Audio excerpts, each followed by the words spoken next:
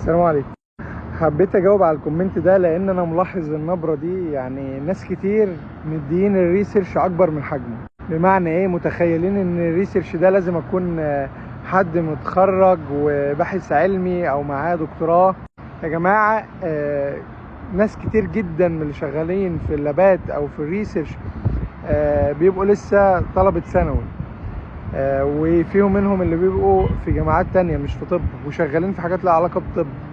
ليه؟ لان الريسيرش اساسا مبني على سكيلز، داتا اناليسيز، ان انت تعرف تعمل رايتنج كويس، ان انت تعرف تكولكت داتا من على الباب ميد او من اي مكان له علاقه بالريسيرش، ان انت تعرف تدور على بيبر، ان انت تعرف تتناقش في افكار مع حد. ده كله الريسيرش اللي بيتعمل اونلاين او سيستماتيك ريفيو او الكلام ده. الريسيرش اللي موجود في اللاب نفسه سكيلز، حاجات بتعلم اعملها.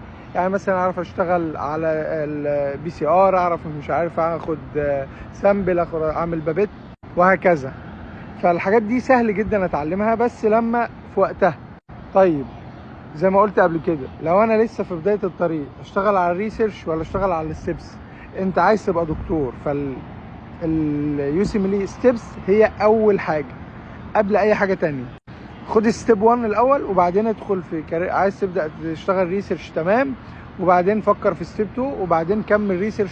او لو هتاخد بوزيشن بص دكتور فيلو بعد كده في امريكا، او تشتغل ريسيرش في البلد اللي انت فيها لو فيها سكيلز ممكن تتعلمها. بس الريسيرش مش كله ان انا اجيب بيبرز وانشر واحتفل واتش اندكس بتاع الموضوع، مش كده خالص. انت مش عايز تبقى عالم، انت عايز تبقى طبيب وعنده خبرة في الريسيرش. فنفرق ما بين ده وما بين حد اصلا ممكن يكون مش دكتور اصلا وشغال في الريسيرش وكل شغله بيبرز وكل شغله القصة دي. كل ما تشتغل بدري دي حاجة مفيدة، كل ما تشتغل على السي في بتاعك من بدري دي حاجة كويسة جدا تحسن فرصك، لكن بعقل وبخطة يعني منظمة، وما تغرقش نفسك. بمعنى ايه؟ اشتغل في حاجات جنرال، سواء جنرال سيرجري او جنرال ميديسن. اتعلم سكيلز كتير، ازاي اشتغل على الاكسل مهم جدا، ازاي تشتغل تكتب كويس، ازاي لغتك تبقى كويسة. لكن مفيش اي تارجت تاني اللي هو لا لازم اتخرج، لازم ابقى مثلا عندي بوست جراد او كده، لان الموضوع ده مش صح خالص. الريسيرش المفروض لو انت هدفك الاساسي تبقى فيزيشن يعني طبيب، هو حاجة جانبية معاك مش الاساس. الاساس عندك الستبس، بكرر تاني وتالت ورابع.